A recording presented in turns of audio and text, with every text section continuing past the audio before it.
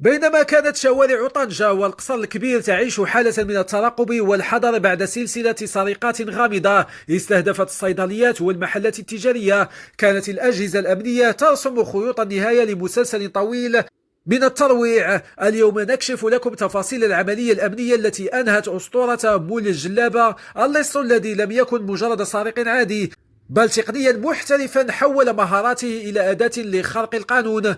بينما كان الجميع يتساءل عن كيفية اختراق هذه المحلات دون إنذار، جاءت الإجابة صادمة. المشتبه به البالغ من العمر 40 عاما لم يعتمد على القوة بل على العقل، مستغلا خبرته السابقة كتقني في الكهرباء قام بابتكار أساليب دقيقة لتعطيل أنظمة الإنذار وكاميرات المراقبة في لحظات معدودة. المجرم المحترف لم يكتفي بذلك بل استخدم أسلوب التمويه المتطور، حيث كان يغير هيئته وملابسه باستمرار متخفيا خلف الجلابة ليضلل العدسات التي طاردته طويلا، محولا تنقلاته بين طنجة والقصر الكبير إلى لعبة قط والفأر استمرت طويلا مع المحققين. الاستنفار الأمني لم يكن صدفة بل كان نتيجة تحليل دقيق للأنماط الإجرامية. المصالح الأمنية بالدائرة العاشرة بطنجة ومن خلال تنسيق ميداني وتقني متطور تمكنت أخيرا من رصد الشبح في حالة تلبس وبحوزته مبالغ مالية هي حصيلة آخر عملية سطوه.